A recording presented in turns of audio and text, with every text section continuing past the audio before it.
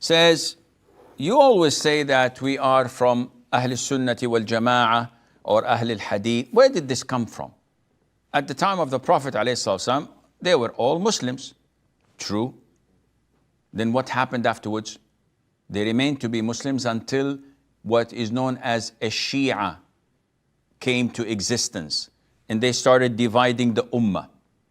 And after a while, or actually before the Shia, Al-Khawarij came at the time of the Prophet ﷺ. So we have Al-Khawarij.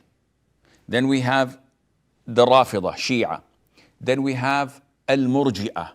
Then we have Al-Jahmiyyah, and those sects that came out of them, such as Al-Mu'tazila, and the sects that came out of them, such as Al-Asha'ir, etc., who are sharing some of the principles, but in general, there were so many of them.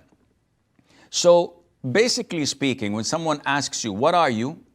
You say, I'm a Muslim. وَمَنْ أَحْسَنُ قَوْلًا مِمَّنْ دَعَا إِلَى اللَّهِ وَعَمِلَ صَالِحًا وَقَالَ إِنَّنِي مِنَ الْمُسْلِمِينَ. There's no one better in rhetoric than a person who calls to Allah, does righteous deeds, and proclaims that I'm among the Muslims. However, nowadays, if you say I'm a Muslim, people would go a bit further, said, what kind of a Muslim? And you would say, I'm not a Rafidi, I'm a Sunni. So they say, okay, the Rafida is like 8%, but 92% of the Sunnah have deviant sects and cults in them. So what kind of them? So you have to start explaining yourself. And the scholars say that the hadiths of the Prophet ﷺ, alaykum bi sunnati wa sunnati al-khulafa al-rashidin al-mahdiyyin min ba'di, abide by my sunnah, by my way, and by the sunnah and the way of the righteously guided caliphs. So this is why we call ourselves Ahlus Sunnah. And also we call ourselves Wal Jama'ah because the Prophet ﷺ told us that Allah's hand is with the Jama'ah, and whoever goes astray would go to hellfire.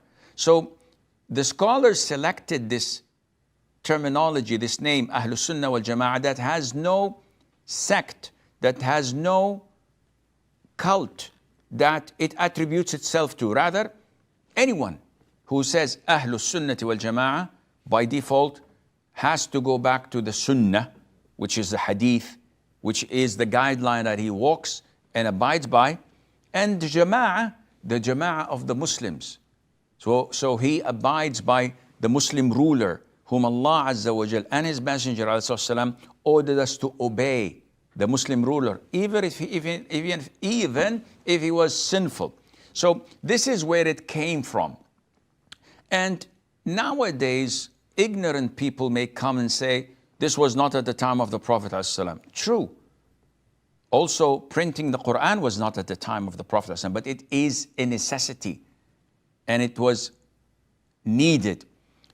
Having masjids with carpets and air conditioning and lights and microphones and speakers was not at the time of the Prophet ﷺ.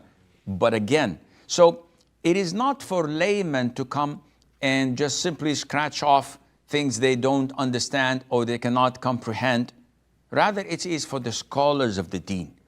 And it's like someone coming and asking, how is it this neurosurgeon is doing this procedure to remove something from the spinal cord and to do this? Akhi, who are you? What did you study? I did biology in primary school. Subhanallah. Now you're questioning this. So again, we have to be really careful when we question things about religion, and when we try to find justifications.